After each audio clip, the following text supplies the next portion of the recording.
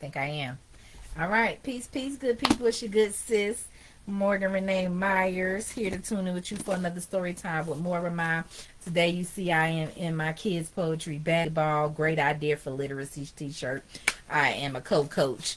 Um, for our weekly programs, along with the founder Clement Mallory, where we teach kids how to read, write, and identify poetry while playing basketball. Yes, so I'm big on literature, and I love reading to adults as well. So let's get into it. So I started off reading Black Privilege by Charlamagne the God the other day. We were in like the preface or the introduction. So now we're getting into Principle 1, Chapter 1, which is it's not the size of the pond, but the hustle and the fish. So if those of you who are familiar, Charlamagne the God is one of the co-hosts on the popularized The Breakfast Club radio show up in New York, but they also stream online. So let's get into it. Yes. Black Privilege by Charlamagne the God. Principle, Chapter 1. It's not the size of the pond, but the hustle in the fish. Geographical location doesn't determine what kind of success you will have, but your psychological position always will. How are you going to make big waves in a bigger pond when you haven't even learned how to cause a ripple in the pond you're in? When you stop complaining about where you are physically and start focusing on where you are mentally, that's when you will start to transcend your circumstances. I agree with that. The origins of the dirt road dirtbag. I was born in Charleston, South Carolina, one of the oldest cities in the nation. For a long time, it was also one of the richest, thanks to being the center of trade for several industries, including deerskin, indigo, cotton, rice, and most lucratively, African slaves. Sullivan's Island, which lies in Charleston's harbor on the Atlantic Ocean, is where hundreds of thousands of African men, women, and children were brought to this country in chains during the Middle Passage. If you're African American, there's an almost 50% chance one of your ancestors landed at Sullivan's Island. Despite having so much historical significance, you won't find any Statue of Liberty sized monument commemorating what scholars call the Ellis Island of slavery. Nope. All you will find is a couple of plaques and a memorial bench Toni Morrison arranged to have built overlooking this ocean. Chances are you've never heard about any of that. This is why, as Public Enemy once rapped, history shouldn't be a mystery. Our story's real history, not his story. Specifically, Sullivan's Island is where most of the Bakongo, Mbundu, Wolof, Mende, and Malinke peoples of West Africa were brought to America. It's probably safe to say I'm descended from one of them. I went to a family reunion a few years back and heard some relatives say they were McKelveys, that's my father's last name, have Irish ancestors, but it's more likely we just had Irish owners. I did some research when I started working on this book and found that there had been a lot of slave owners in the area with my last name. If you look at some of the old records, you'll find actual sales receipts from, like this one, from the 1805. McKelvey David to Ebenezer Hopkins, bill of sale for a slave named Ben, a barber by trade. Maybe Ben the barber was one of my ancestors. Probably the most famous former slave to live in Charleston was Denmark Vesey. Denmark was born on St. Thomas in the Caribbean in 1767 and ended up being sold to a ship captain who brought him to Charleston. After some time in the city, he won $2,500 in a lottery and was able to buy his freedom. He stayed in Charleston and co-founded the Emmanuel African Methodist Episcopal Church in an effort to aid the slaves in the area. After doing all he could for slaves through his church, Denmark decided that working with local white leaders wasn't getting him anywhere. So in 1822, he started secretly organizing a slave revolt in Charleston and the surrounding area. The plan was that on an assigned date, all the slaves in the area would rise up, overwhelm their masters, and then march to the port in Charleston. From there, they'd sail to freedom in Haiti, which had recently won its independence from France. The plan might have worked, except that Denmark and his fellow leaders got dimmed out by a local slave. Now that's snitching. Oh, got dimed out, not dimmed out. Got dimed out by a local slave. Now that's snitching. And everyone was arrested before the revolt could happen. After a short trial, Denmark and 30 other slaves were hanged. I've always found Denmark incredibly inspirational because he didn't have to help the other slaves around Charleston. He not only literally won the lottery, but he also was a skilled carpenter and could read, which was a rarity back then. It had to be tempting to say, "Peace, Charleston," and carve out a nice life for himself up north. But he didn't go that route. He was committed to his community and ultimately gave his life trying to liberate it. Unfortunately, if the Emmanuel AME Church in Charleston sounds familiar to you, it's probably not because of Denmark Vesey. No, the church Denmark helped founded over 200 years ago to help slaves is also where the terrorist Dylan Roof killed 9 innocent black folk back in 2015. So clearly, the more things change, the more they stay the same in Charleston. This is why we need to celebrate heroes like Denmark Vesey wherever we get a chance, instead of letting them become a footnote to history. I wouldn't even feel right putting my name on this book if I didn't tell his story. Another thing you should know about Charleston is that it's a center of Geechee culture. Geechees, or Gullas as they're called, are the descendants of slaves who lived along the Atlantic coast in the low country regions of South Carolina and Georgia. Even though they've been in America for hundreds of years, Geechees still have a very close connection to African cultures and languages. I've met Geechees who speak a dialect that's closer to African languages than English. Clarence Thomas comes from a family like that and claims one of the reasons he never talks in the Supreme Court is because he grew up ashamed of his heavy Geechee accent. Other kids would make so much fun of him that he became more comfortable listening than talking, or at least that's his story. Chris Rock, Michelle Obama, and Trick Daddy all have Geechee roots as well. Even if you've never heard of Geechee before this book, you've probably heard some Geechee phrases like Gruber, aka Peanut, and Kumbaya, which means come by here. Growing up in Charleston, I wasn't aware of all that history yet. I do remember going on a field trip to the Charleston Museum, which is actually the oldest museum in the country, but only because I pushed open an emergency door on purpose and set off a fire alarm. Even as a little kid, I was always a bit of an instigator. Our family, including my older sister Teresa and my youngest brother Julian, lived in a trailer park in the North Charleston neighborhood. The trailers were packed tight together. If you stepped into our backyard, you were also stepping into someone's front yard. One reason I never minded the close proximity was there were two girls in the trailer behind us who would flash me whenever they saw me looking out my window. Even though I lived there the first 7 or 8 years of my life, my memories of Charleston are pretty scattered. However, I can distinctly remember that my father had a stationary bike behind our trailer that our neighbors would come over and ride. They'd pedal on it for a couple of minutes. That's what passes for going to the gym in a trailer park. Then they hang out and drink beer with my pops, just shooting shit. White neighbors, black neighbors, it didn't matter. That the sort of solidarity Dylan Roof was trying to rip apart. The dirt road less traveled. When I was about to enter the second grade, we moved to Monk's Corner, which is where most of my people are from. My maternal grandmother lived on Route 17A in Monk's Corner, while my father's folks are from Kitfield, which was just down the road. Since we spent so much time in the area visiting family, my parents already owned a little piece of land off a dirt road on the edge of town.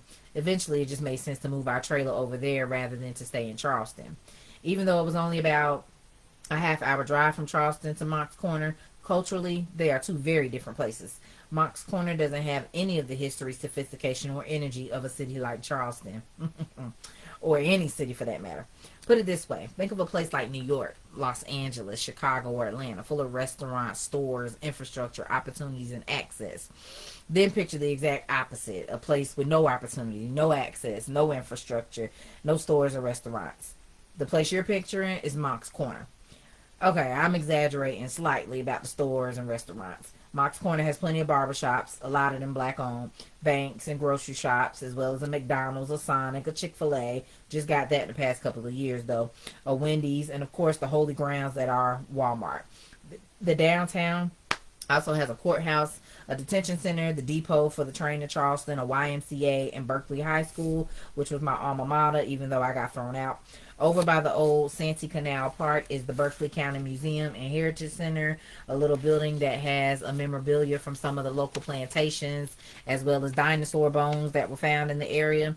That might not sound so bad, but trust me, there really isn't much to do. After a day or two visiting Monk's Corner, you'll be ready to go back on the road. Having said that, there were great aspects to growing up in Monk's Corner. The best being the relationship it helped me develop with the outdoors. Almost as soon as I moved in, I started playing in the woods with the other kids in my neighborhood. Any day we didn't have school, we'd be up at 8 and out the door by 9, exploring every part of the country we could. The woods that border Monk's Corner were filled with otters, beavers, coyotes, bobcats, raccoons, and deer. We'd also visit the swamps and rivers that were home to gators. We were never too scared of the gators, but we were always on the lookout for snakes that seemed to be hiding under every rock and fallen tree trunk. Excuse me. cottonmouths, copperheads, diamondback rattlesnakes, and timber rattlesnakes are all native to the area.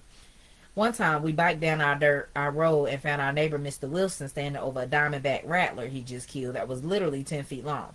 He chopped off his head and was pouring gasoline over his body because, as he explained, you gotta kill the devil. You see, to country people, a snake represents Lucifer in the flesh, so you don't play around with them. Another time, my mother drove me and my friends over to Kitfield because my father wanted to show us something special. When we got there, we found him with a huge rattler he just killed.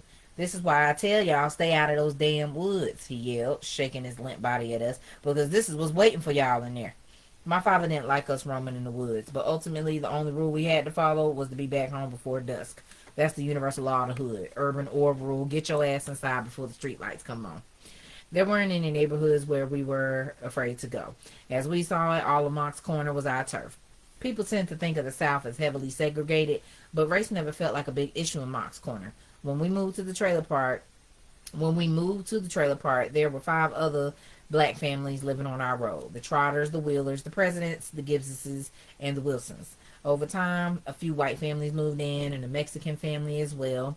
When those white and Mexican families arrived, it wasn't an issue. They were just there. My parents might have experienced racism in their day, but my friends and I didn't feel it as kids. There's a neighborhood called Panopolis just north of Monk's Corner, and that's where I imagine all the rich white people live. But I never did bother to go over there. Looking back on it, all the homes I'd imagine as mansions were probably regular as hell anyway. I didn't go sightseeing in Panopolis because I've never felt envious of what other people have. Most folks I knew lived in trailers, and that felt regular to me. An African American family named Gibbs did have a brick home down the road with a formal den and a nice sized kitchen. Plus a big basketball court outside. As a kid, that was the most immaculate house I'd ever seen. When I did dream of something better than what we had, that's all I saw: a nice little 2-story brick home with a basketball court. The super normal. Snakes and gators weren't the only creatures that rolled Monk's Corner. Plenty of supernatural creatures abounded as well. Or, as I prefer to describe them, super normal. Because to me, there has never been anything out of the ordinary but encountering the spiritual. Okay, let me go back. Slow down. He said, I went back too far. He said, plenty of supernatural creatures abounded as well, or as I prefer to describe them, super normal. Because to me, there has never been anything out of the ordinary about encountering the spiritual realm. My first encounter with the supernormal came when I was 5 or 6 years old with one of my favorite toys, a plastic little tractor with a farmer sitting on top of it. Suddenly, that plastic farmer hopped off the tractor, walked over, and started messing with me. Not in a threatening way, but almost as if he was issuing me a warning, as if he was telling me, hey, you're not alone in this universe. I can get off this tractor if I want to. Every few days, the farmer would mess with me. I even told my mother about it, but she just blew me off with, well, don't say, well, you don't say, and then went back to whatever she was doing. One day, we had a trash fire going. Yes, it was so rural where I grew up, you had to burn your own trash because the county wouldn't pick it up. When the toy farmer drove his tractor over to me again and started acting up, I'd had enough, so I grabbed it and threw it into the fire. Let me tell you, that little farmer began screaming for his life and the plastic began to melt. I should have rescued him, but I was too freaked out to move. My next encounter came when I was in 3rd grade. The bus used to drop me off at my grandmother's after school, even though it would often be several hours before she'd make it back home from her job in the school cafeteria. One of my favorite ways to pass the time was to hang out in the huge field behind her house. I'd stand out there by myself and act like I was putting on a rock and roll concert for an imaginary audience. This was before I discovered hip-hop, so I was really into being a rock star. I'd play air guitar and pretend I was Michael J. Fox riding on the top of the van in Teen Wolf. One day I was in the middle of a mean guitar solo when a black flying saucer suddenly appeared above the trees that lined the yard. It looked exactly like the generic flying saucer that you always see on the TV and in movies, a black disc with a little round bump coming out of the top. The saucer hovered over the trees for a moment without making any noise. Then, just as suddenly as it appeared, it zipped off and was gone. I'd never seen a flying saucer before, but I wasn't scared. Why should I have been? People are afraid of what they don't understand. But even at that early age, I was already fully aware that non-human life existed in the universe. If anything, seeing the saucer was just another confirmation of what I'd already known. Another supernormal presence in my life has been hags, who are a major part of Southern African American folklore and hoodoo. Hags are female spirits or witches who come into your bedroom while you're asleep and sit on your chest until right before dawn. They don't like sunlight. When they've got you, you literally can't move. Some doctors try to call this condition sleep paralysis, but in South Carolina, we know better. It just means you got a visit from the hags. Almost everyone I know in South Carolina has had the hags come to them at least once or twice. Some folks try to keep them out by sprinkling salt by their doors because it's said that a hag will try to pick up every grain and run out of time before the sun comes up. Another trick is to leave a straw broom by the door because a hag will get distracted trying to count all the straws.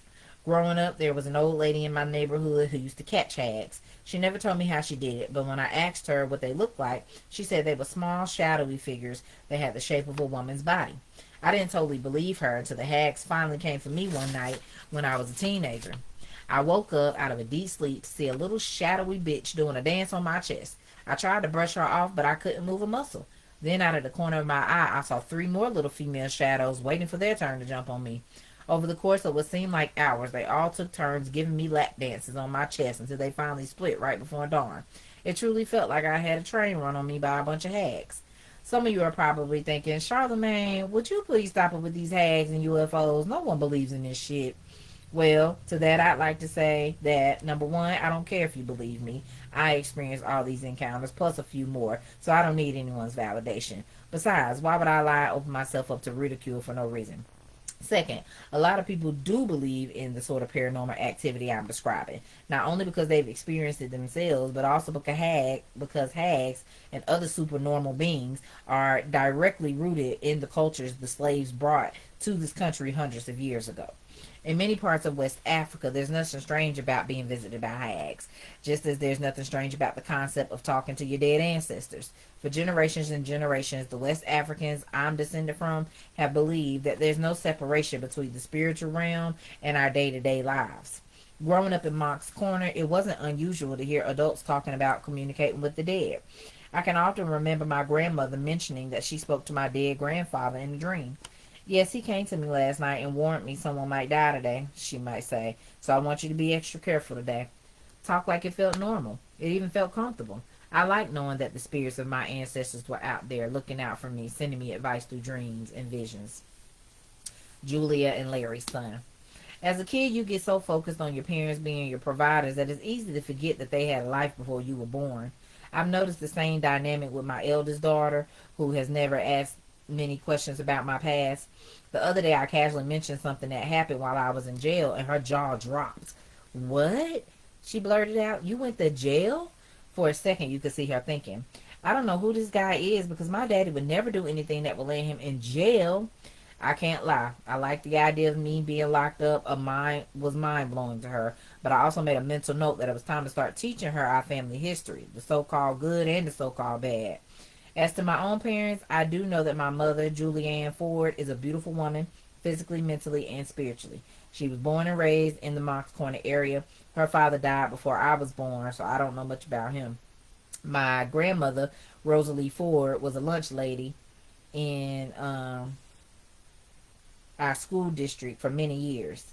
My mom grew up with a sister and a brother, though he sadly drowned when he was around 17.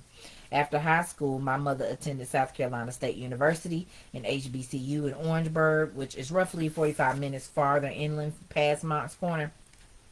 After graduating, she started working as an English teacher in Charleston, where she somehow got caught up with a character named Larry McKelvey, aka my pops. They got married and had a daughter, my oldest sister Teresa. After Teresa, there was a miscarriage, and then came me, followed by my younger brothers Julian, BJ, and then my sister Ashley. At some point, my father also had my half-sisters Tara and Sarah, or Tara and Sarah, but we didn't know about them until my parents split up. Like I mentioned, my mother is a Jehovah's Witness. She doesn't drink or smoke or carry on, but she married my pop, so there had to be an adventurous streak in there somewhere. My first glimpse of it came one day when I was over at my grandmother's house looking at an old picture of my mother, my Aunt Lo, and some other folks. After glancing at the picture, my grandmother threw some shade my mother's way, saying, my, look how short Julie's dress is compared to everyone else's. When she said that, it hit me. My mom, man, her mother must have had a wild side when she was young. As for my father, there was never any question about his wild side. He stands about 5'5", and like a lot of little dudes with big personalities, was constantly living life to the fullest. Everyone in Monk's Corner knew my father as Cowboy. They call him that because he is a rabid Dallas Cowboys fan. So much that he has 6-time Super Bowl champion Dallas Cowboys tatted on his arm. Mind you, as I'm writing this, they've actually only won 5. He figured he could speak, or in this case, draw the 6th ring into existence, but we're still waiting. Once my mother brought me a Washington Redskins sweatshirt after they won the Super Bowl. When my father came home and saw I had a sweatshirt from the Cowboys' most hated rivals, he took it out in the front yard and treated it like my plastic tractor. Threw it in the fire. My father didn't love the Cowboys because he was from Dallas or even Texas. Nope, his people had been in South Carolina for as long as anyone could remember. He loved the Cowboys because during the 70s they were winners and had the pretty cheerleaders. They were America's team. My father was drawn to that energy. When Jay-Z was on the Breakfast Club, he told me that his father had a similar attraction to the boys. It's really my pop's fault, he said, after I asked him why he repped the Cowboys instead of the Giants or the Jets like everyone else from Brooklyn. My father grew up in that whole era. Those guys who wanted the Cowboys lifestyle, all those guys doing coke. My pops was definitely on coke. I laughed. I got the whole thing pegged, said Jay. I can give you a whole profile. He have an afro? He absolutely had an afro. I know he was a Cowboys fan, said Jay. It was true. For a certain kind of black guy in the 70s, the Cowboys represented a dream they were tracing. It's no surprise my father was attracted to their flashy image. He always prides himself on being the best dressed person around, even though he usually looks country as hell. Just to give you an idea, he wore an all red leather outfit, shirt, jacket, pants, shoes, and hat last time he took his wife out for Valentine's Day. Imagine what a pimp would look like in a small town in South Carolina. What you're seeing is my pops. Dressed like a fool or not, around Monk's Corner, my father was undisputably the man. Everyone loved Mac, another one of his nicknames, short for McKelvey. If my dad was on the scene, that meant things were popping. During the 80s and 90s, he ran a bunch of nightclubs, including one called The Zebra. When R&B artists like Clarence Carter, Tyrone Davis, or Millie Jackson came through town, they would often play a set at The Zebra. The legendary George Clinton even made an appearance one time. I bet my father paid him a Coke. My father would make a point to show the artists a good time while they were in town. To this day, he claims he sniffed coke with Rick James and Tina Marie. He's probably lying, but since neither of them are here to dispute it, we'll let him have that. When he wasn't throwing concerts at the Zebra, my father was working several other jobs. For a while, he had a fish market on Main Street called Mac Seafood. I used to work there when I was little, sweeping up, helping customers and putting stuff back on the shelves at the end of the day. His steadiest job, legally at least, was working as a contractor. He was great with his hands and could build houses from the ground up. His dream was to build homes in the area and then flip them for profit, but he struggled with drugs and alcohol, which tripped him up before he could get his construction empire off the ground. In a word, my father was a hustler. If you needed anything in Monk's Corner, you saw Larry McKelvey. Some shrimp for a fish fry? See Larry. A waitressing job at one of his clubs? See Larry. New roof on your house? See Larry. A little coke for the weekend? See Larry for that too. My father was a big talker, but he could always back it up. For the most part, I never saw him get into any real beef, but I do remember one night my father walked briskly into the trailer and whispered something into my mother's ear. All I could make out was, "We tied him up." Next thing I know, my father's on the phone trying to explain to some guys why they can't find their friend. Turns out my father had gotten into a fight with him, a dude as big as motherfucking Hulk Hogan, as he later described it. Because my father was outside, he hit the guy with the brass knuckles he always carried and knocked him out. My father didn't know what to do with his knocked out foe, so he tied him up, drove to our trailer, and called the guy's friends to explain what happened. They must have come and picked him up peaceably because I never heard about the guy again. It was because of that situation that I started carrying a set of brass knuckles myself. Old habits die hard, and I'm still known to have a pair on me from time to time. While it was cool to have a father who was the street mayor of our town, a lot of pressure came with it. Everywhere I went, I'd inevitably hear, "There go Cowboy son." You can't have much anonymity in a small town when your dad has one of the biggest personalities, especially as his oldest son. It's hard to play the background when your father is always lit. Of course, playing the background is what a kid, even one with a big mouth like mine, often wants to do. Many times I felt my father was friends with everyone in Monk's Corner except for yours truly. Growing up, I always wanted him to be my buddy because that was his relationship with my cousins who were around the same age as me. With them, my father was the big homie, a steady stream of advice, belly laughs, and back slaps. With me, he was more serious. Instead of laughs and backslaps, I got lectured and slapped upside my head. Looking back, I can see he was tough on me because he didn't want me to make the same mistakes that he had. So even though I wanted my pops to be one of the homies, he knew he wasn't here for that. He was here to be my father, and that's exactly what I needed. All right, do I want to pause here? Let me see how much more pages I got. Chapter 1 a little lengthy now. It's a little lengthy. I think I'm going to read 2 more pages and then take a break.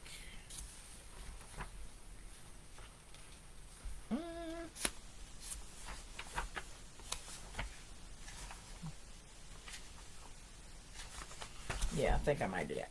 Okay. Transcend your circumstances. It ain't where you're from, it's where you're at. Eric B. and Rakim, I know you got soul.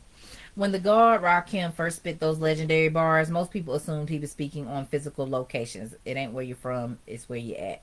It doesn't matter if you were from Bronx or Brooklyn, the suburbs or the street. If you were down with hip hop, then in Rakim's eyes, you were good.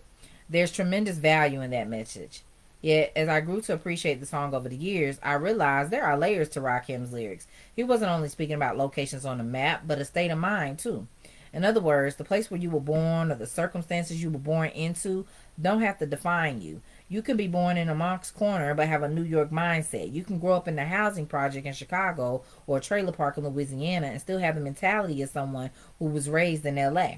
I'm speaking here to all the people, especially the young ones who feel trapped by their circumstances, who feel they must move to an Atlanta, a New York, or a Los Angeles in order to prosper. Ultimately, you might have to make that move. I did. But before you do, you must focus on where your mentality is, where you're at. Too many young people who grow up in the proverbial small pond fall into the trap of believing that they'll never achieve success where they're at. As a result, they end up settling. What's it matter that I dropped out of high school? There are no good jobs around here anyway, they'll rationalize. So what, I got a baby before I got a degree, they'll say? It's not like my mother went to college either. I understand how easy it can be to sink into that mindset. I doubt most people reading this book grew up in a town where the prospects of making it seem any more daunting. If you were lucky in Moncks Corner, like my mother-in-law, Miss Patty, you could get a job at the Gates factory, which made timing belts for cars. Before it closed in 2008, it employed maybe a couple hundred people. Or you could work for Berkeley County like my mother did. After that, the next biggest employer was probably McDonald's. It's no wonder so many people turned to selling drugs. There just wasn't much legal money to be had. That feeling of hopelessness, of opportunity always being outside of your grasp can be depressing. I saw it take its toll on a lot of people, including many of my cousins and friends. When my father warned me not to fall into the trap of spending the rest of your life sitting drunk under a tree, he wasn't using it as a metaphor. I would literally see my cousins, guys who as teenagers dressed fly, had game with the ladies and excelled at sports, wasting away their days sitting under a tree for shade, sipping on cheap liquor and talking about the good old days. Except they weren't even out of their 20s yet, and their dreams were already dead. A guy drinking under a tree in Moncks Corner could just as easily be someone smoking a blunt on a park bench in the Bronx or drinking their lunch in a bar in Houston. A person I describe as under a tree represents anyone who has decided it'll never happen for them, so why even bother trying? Personally, I never ever in my life thought that my journey was going to end up in Moncks Corner. I might have been raised in a small pond, but I was convinced that my hustle and determination were going to make me a fish that was going to swim on to wider waters. Even when I was really fucking up, I always believed that there was something greater out there for me. And how did I know that? How was I sure of it? Because all the incredible books I was reading and inspirational music I was listening to told me so. The beauty of books.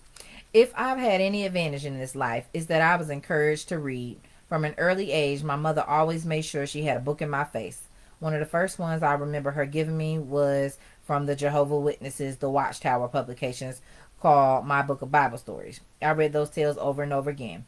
Around the same time I started reading the Watchtower, my mother made another great move by enrolling me in the Book It program at my school, Whitesville Elementary. The program was sponsored by Pizza Hut, and the idea was every time you read 4 books, you would get a free personal pan pizza.